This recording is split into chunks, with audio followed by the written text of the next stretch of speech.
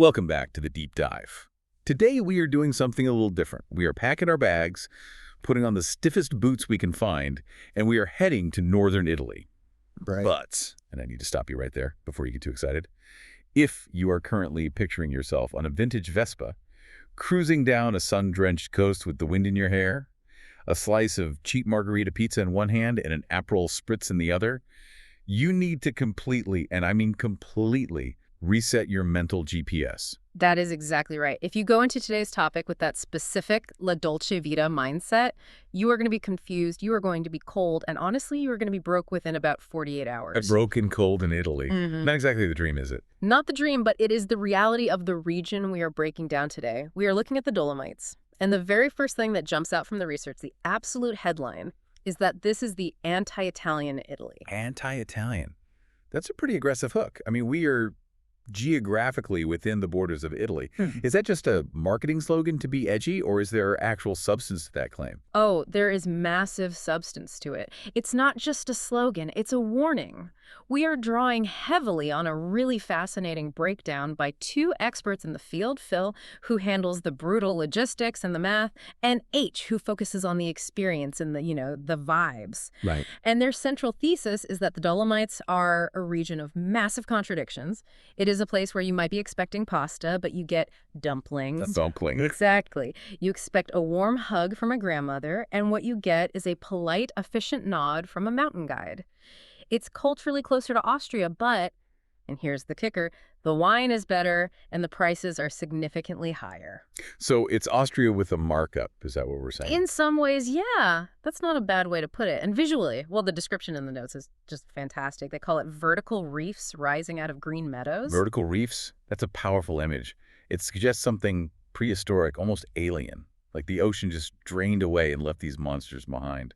That is actually geologically accurate, which we can get into. But the point is, this isn't the rolling, soft hills of Tuscany. This is violent geography. It's jagged and abrupt. Okay, so we have violent geography and a confused cultural identity. But we aren't just here to look at pretty rocks and talk about history. We have a specific mission for this deep dive, right? Because reading through the briefing, it feels like navigating this place is actually kind of a minefield. It is a minefield. That's the perfect word for it. Our objective today is to hunt for what the experts call quiet alpine culture. It is a very specific term.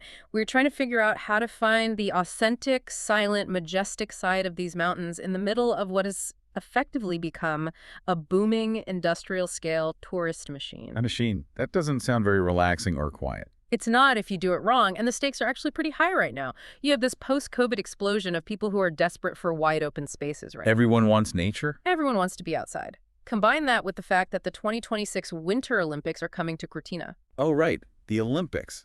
That usually means bulldozers and cranes everywhere. Exactly. Construction is everywhere. Prices are climbing vertically, just like the reefs. There is a real sense of urgency in the research. If you want to see the Dolomites before they become fully corporatized or just completely overrun by the global tourism circuit, the time is now. There's a catch, isn't there? There's always a catch. And here it is. You have to be a contrarian to do it. You have to think differently than everyone else. A contrarian traveler. I like the sound of that. It implies we have to outsmart the average tourist. You absolutely do. The research highlights these contrarian surprises that trip everyone up. For example, surprise number one. You don't need a car for the views, but you do need a car for the culture. Which sounds completely backwards. Usually you drive to the viewpoint and you walk through the little town to find the culture. Here, it's the opposite. The best views are often at the top of a cable car. The culture is hidden down a tiny road in a valley a bus will never go to. Huh.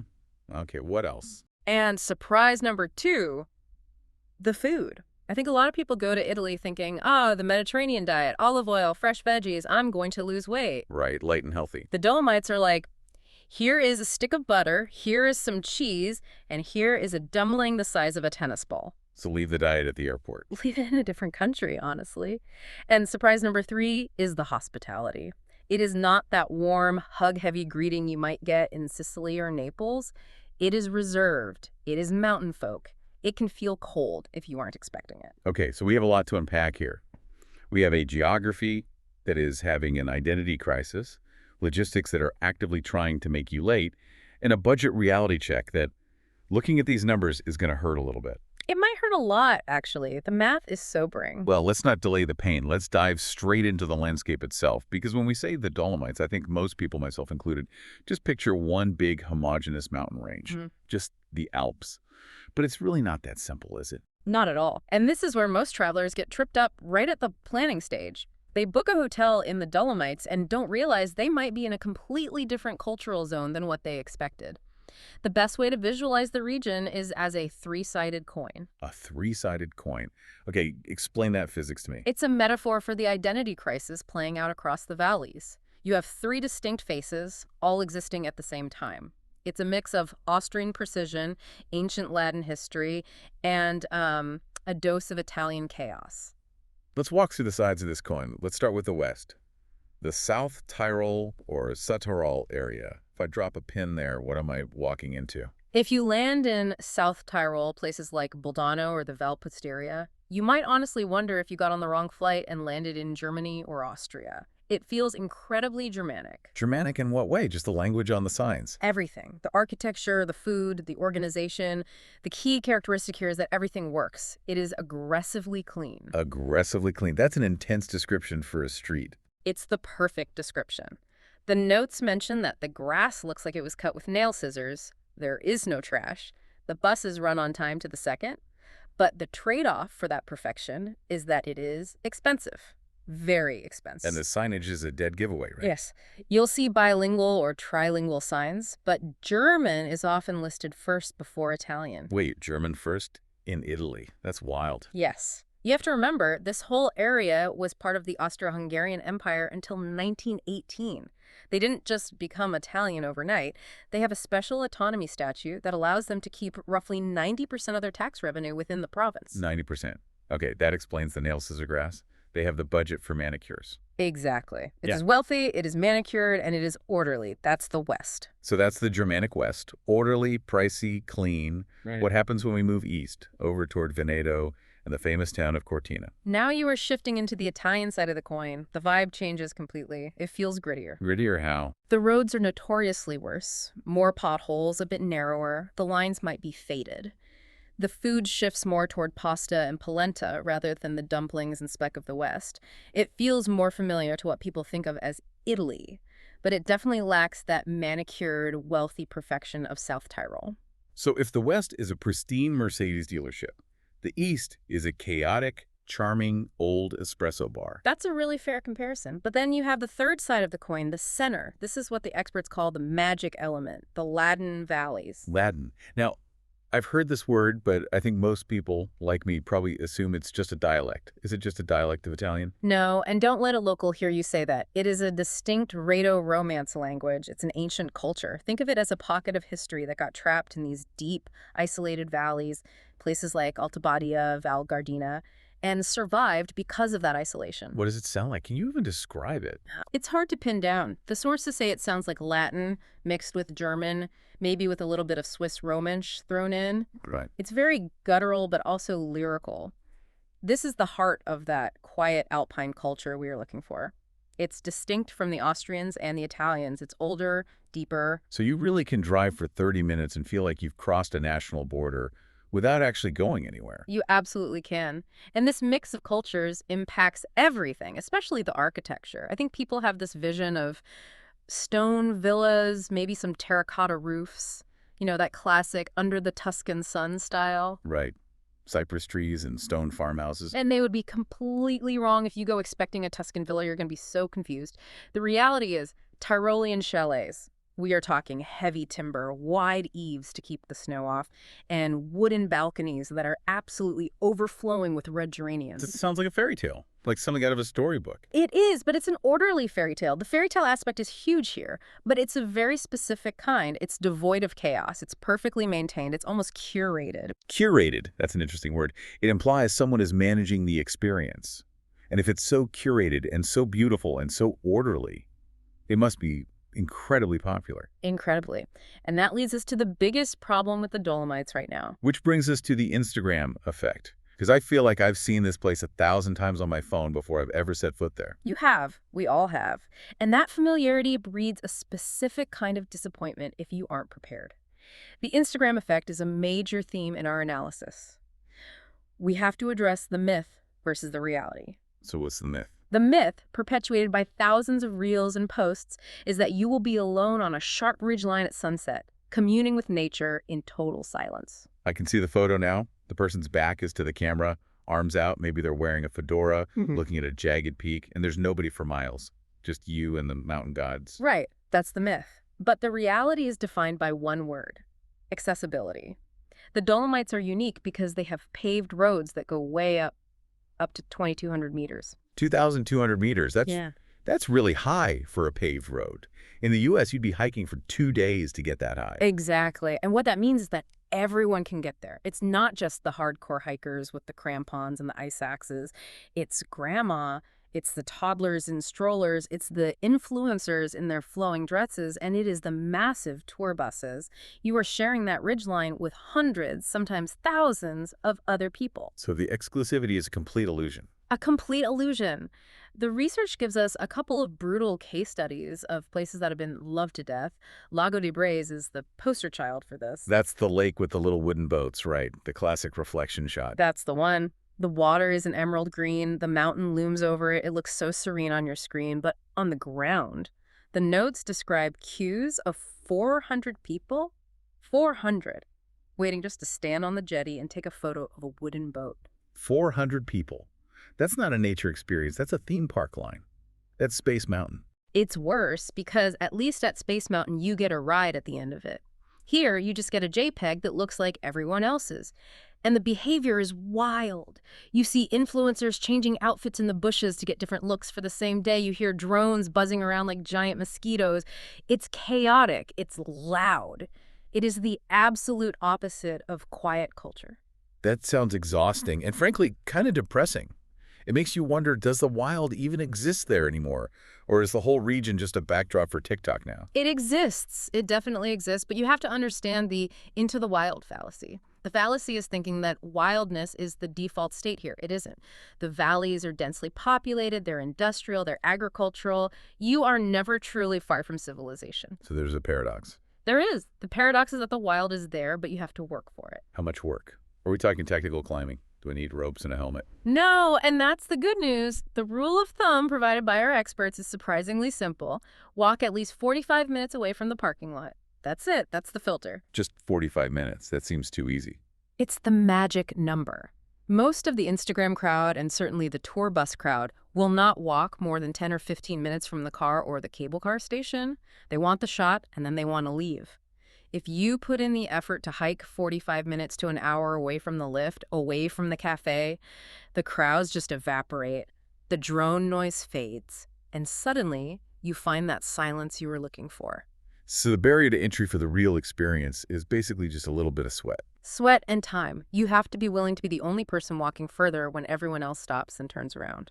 Speaking of time, let's talk about when to go. Because apparently timing is everything here. And if you get this wrong, it doesn't matter how far you walk, you're going to be miserable. Correct. There is a massive trap here called Ferragosto. Ferragosto. It sounds like a villain from a sci-fi movie. It might as well be. It's the Italian national holiday, specifically August 15th, but it really affects the whole period from roughly August 10th to the 25th. The advice from our experts is unequivocal. Avoid it at all costs. Do not go. Why? Is it just crowded? I can deal with crowds. It's beyond crowded. It is a logistical collapse. Imagine the entire nation of Italy deciding to go to the same mountain range at the same time. Service levels drop because the staff is completely overwhelmed. Anger rises. That's a direct quote from the analysis. You can feel the tension in the restaurants. I can't just... Prices double for everything. And you are sitting in bumper-to-bumper traffic on mountain passes that were designed for donkeys, not thousands of SUVs and camper vans. That sounds like my personal hell. So scratch August off the calendar completely. When is the sweet spot? When do we actually want to be there? You want the shoulder seasons. Mid-June is fantastic because the wildflowers are blooming in those high meadows. It's just carpets of yellow and purple everywhere. Or, my personal favorite, late September. Why September specifically? The air clarity, the summer humidity drops, the haze clears, and the rock looks sharper, more defined. Plus, all the kids are back in school, so the family crowds are gone. You can actually breathe. The air feels crisp and clean. There's another timing quirk mentioned in the notes called the riposo. And I feel like this catches a lot of Americans off guard specifically because we are used to 247 convenience. Well, it definitely does. The reposo is the siesta. It is sacred. Shops in the towns close from about 12:30 p.m. to 3:30 p.m. 3 hours. In the middle of the day. That's a huge chunk of time. It is. The mountains stay open, the lifts keep running, but the towns go to sleep. So picture this. You finish a long hike at 2:00 p.m. You are starving. You want to buy some bread and cheese, maybe stop at a pharmacy for blister pads. You walk into town, and it's a ghost town. Everything is locked up tight. So you're just standing there hungry and bleeding, staring at a closed sign until 3:30. Precisely. You have to plan your calories and your errands around the town's sleeping schedule. It's a cultural rhythm you have to respect, or you will go hungry. That is really good to know. Now let's talk about getting around. We touched on the traffic, but there's a section here called the Google Maps lie. That sounds ominous. This is trap #1 in the logistics section. We are all so used to trusting that blue line on our phones, right? If Google says arrival in 2 hours, we text our friends, see you in 2 hours. Right, maybe give or take 5 or 10 minutes for traffic. In the Dolomites, the Google Maps estimates are almost always fiction. They're wildly optimistic. Why? Is the GPS bad in the mountains or something? No, the GPS knows where you are, but the algorithm doesn't understand the unique variables of mountain driving. It doesn't account for a slow Dutch camper van struggling up a 15% grade on a hairpin turn at 20 kilometers an hour. It doesn't account for the hundreds of cyclists who are training for the Giro d'Italia and taking up half the road. It doesn't account for road construction, which is constant in the summer because they can't fix roads in the winter snow. So you're stuck in a conga line behind a tractor and a tour bus and a peloton of cyclists? Exactly. The fix suggested by the experts is simple. Add 40% to every time estimate. If Google says 1 hour, budget for an hour and a half, easy. If you don't, you'll miss dinner reservations, you'll miss the last lift down the mountain, or you'll get stuck driving these narrow, unlit passes in the dark. And driving those passes in the dark does not sound fun. So, how are we traveling? Are we taking the bus or are we renting a car? This goes back to our contrarian surprise. The public transport, especially on the South Tyrol side, it's called South Tyrol Mogul, is excellent. It's clean, it's on time, and it's great for point-to-point hiking. You can hike over a mountain and take a bus back to your hotel. It's incredibly efficient. That's charisma butt. There is. If your goal is that quiet culture, finding those isolated inns, the hidden valleys, the places where the tour buses literally can't fit, you need a car. The bus system limits you to the main arteries. But not just any car, right? I imagine a massive American SUV would be a problem here. Please, for the love of all that is holy, do not rent a massive SUV. I know it feels safer, but on these roads, it is a liability. The roads are narrow. The parking garages in the hotels were built in the 1970s for Fiat 500s. If you rent a giant BMW X5, you are going to be sweating bullets trying to maneuver it. Rent small. Think VW Golf, not Ford Explorer. Rent small, add 40% to your time. Got it. Now let's talk about arriving in the region. The notes paint two very different pictures depending on where you come from. Yes. The arrival is part of the psychological shift. If you come from Venice, from the south, it's a dramatic theatrical transition. You leave the humid, flat plains, you pass the Prosecco hills, which are lovely but gentle, and then suddenly, boom, violent geography. The mountains just shoot straight up out of nowhere. It's like hitting a wall of rock. It takes your breath away. That sounds amazing. A proper welcome. It is. But if you come from the north, from Innsbruck, you cross the Brenner Pass.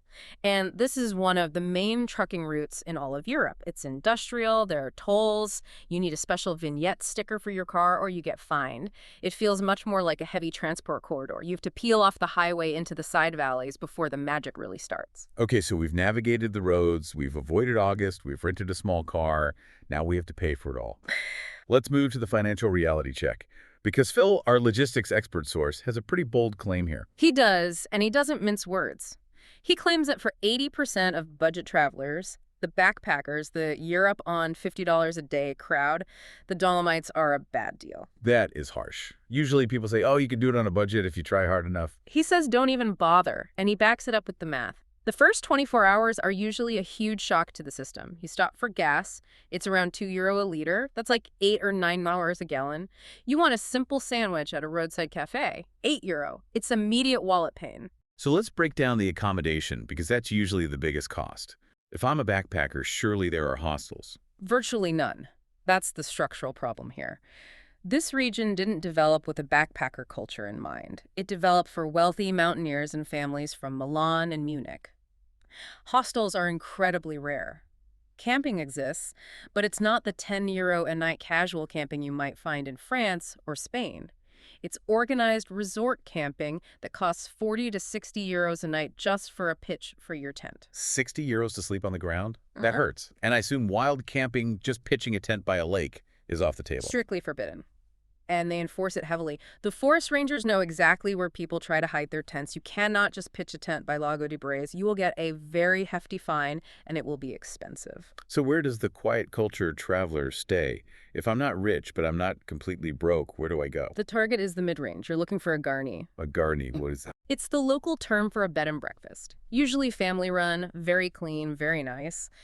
In places like San Cassiano or Corvara, in the heart of the region, you're looking at 150 to 220 feet per night. That's mid-range. Over 200 dollars a night for a B&B? In this region, in high season, yes, that is the standard. And if you go high in the wellness hotels, the ones you see on Instagram with the infinity pools steaming against the snow, you are looking at $400 to $800 a night, sometimes more. Okay, my wallet is crying just thinking about it. Is there any hack? Is there any way to experience this landscape without selling a kidney? There is one major value hack, and honestly, it is the best way to see the mountains anyway. It is the refugios or mountain huts. Tell me about these. Are these just emergency shelters with a roof? No, not at all. These are fully staffed lodges at high altitude. You have to hike to them. You can't drive.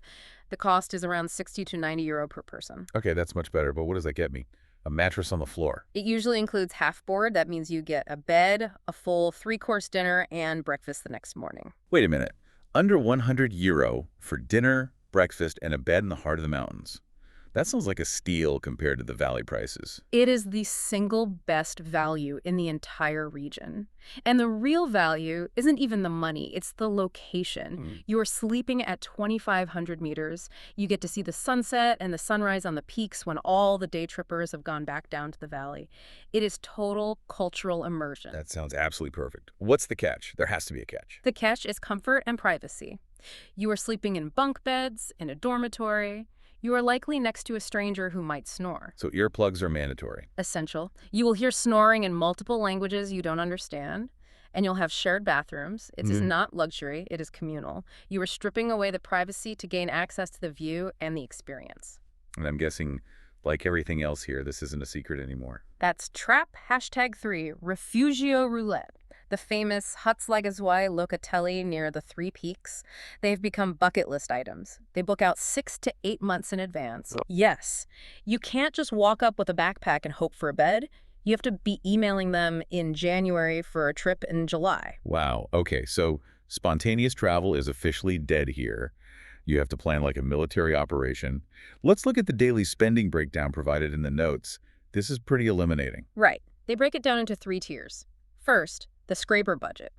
This is basically the bare minimum to exist.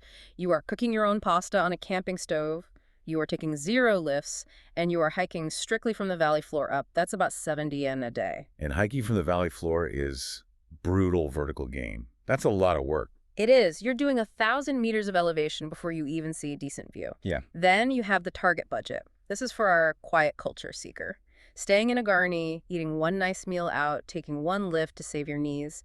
That's 180 to 220 a day per person. And the comfort budget. That's the wellness hotel, e-bike rental, nice wine with dinner. You're looking at 400 euro plus a day, easily. It really is a premium product. And we haven't even talked about the hidden costs yet, the things that nickel and dime you. The lifts are the silent budget killer. People think of a gondola as public transport, but it's not. It's an amusement park ride in terms of pricing. A single round trip can be 25 to 40 euro per person. Just to get up and down the mountain one. Yes. So if you are a family of 4, 1 gondola ride is a 120 to 160 event. You do that twice a day, and you've completely blown your budget before you've even bought lunch. And parking. I heard a horror story about parking fees. Parking at Trecime di Lavaredo, the famous Three Peaks, is the classic example. The toll road to get up there is currently 30 euro per car. And here's the kicker. It's often cash only. Cash only, 30 years. So if you drive all the way up and you only have a credit card, you're turning around. You are turning around. And the nearest ATM is 45 minutes back down the mountain. Unbelievable. Okay, so bring cash, bring a lot of it. Let's move to the sensory experience. We've paid the money, we found the parking. What are we eating? You mentioned earlier, it's not exactly diet food. It is heavy fuel. You have to understand the context. Historically, the people living here were woodcutters, farmers on steep slopes, soldiers in WWI.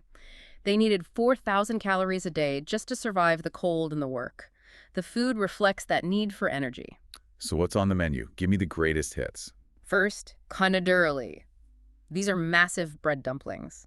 Imagine stuffing from Thanksgiving dinner, but rolled into a ball the size of a baseball, often mixed with speck, which is a local smoked ham or cheese, and served in a hot broth or with melted butter. Melted butter on bread dumplings. Okay, I'm listening. Then you have polenta with sausage, heavy, dense cornmeal, often with cheese melted into it, and for dessert, the undisputed king of the Dolomites, Kaiserschmarrn. Kaiserschmarrn. I love saying that. It sounds authoritative. What is it? It's a shredded pancake. Imagine a thick, fluffy pancake that has been torn into bite-sized pieces while it's cooking, caramelized in a pan with butter and sugar, dusted with powdered sugar, and usually served with a side of tart plum jam or applesauce. That sounds absolutely delicious. Like the best part of breakfast, but for dessert. It is incredible, but it is a calorie bomb. You eat that, and you need to either take a nap for 3 hours or hike another mountain. There is no middle ground. And the prices for this heavy fuel. Lunch on the mountain at a hut will run you $25.30 per person. Dinner mains in the valley are $18.30. The only cheap thing is coffee, which is still $1.5 here for an espresso because technically we are in Italy, and cheap, excellent coffee is a human right there. Thank goodness for small mercies. One of the highlights mentioned in the source was eating that Kaiserschmarrn at a specific place called Malga. Yes, under the Geisler Peaks. That's the sensory win the experts talk about. You are sitting in the grass, the air is crisp, you have this jagged gray rock towering over you, and you are eating this warm, sweet, buttery pancake. That is the moment where the 200 hotel room feels worth it. Now, let's circle back to the hospitality. We touched on it, but the notes make a distinction between correct and warm. I feel like Americans especially might misinterpret this. This is a crucial cultural nuance to grasp. In the Germanic and Latin areas, efficiency is prioritized over friendliness. The service is correct. What does correct mean in this context? It means the waiter will get your order exactly right, the food will arrive on time, the table will be spotless, but they are not going to ask you where you are from, they aren't going to compliment your outfit, and they aren't going to smile excessively. So no, hi, I'm Luca. I'll be taking care of you today. How are we doing? Absolutely not. That would be seen as weirdly informal, and a lot of people mistake that reserved nature for rudeness. It's not rude, it's just efficient. They are busy, they are mountain people, they respect your space. You need to adjust your expectations. And speaking of adjusting expectations, let's talk comfort. Specifically, the bed situation, the infamous alpine-style bed. Ah, yes. The cause of many arguments for traveling couples. You walk into your romantic room, you see a king-size bed frame, but when you pull back the covers, you find two separate single duvets. Wait, so it's one mattress, but two personal burritos. Exactly. The logic is no one fights over the covers, there's no cold draft when your partner rolls over. It is arguably a superior system for sleep quality, but it definitely kills the snuggling under one big blanket vibe. It confuses couples who are used to sharing one big sheet. Practicality over romance, that sounds very Germanic. Very much so. Also, a big note on comfort. The notable lack of air conditioning. Historically, it was never needed. The mountain air was cool. But with the current heat waves, July can be 32 degrees Celsius. Most of these traditional hotels still do not have AC. So you're paying 300 euros a night to sweat.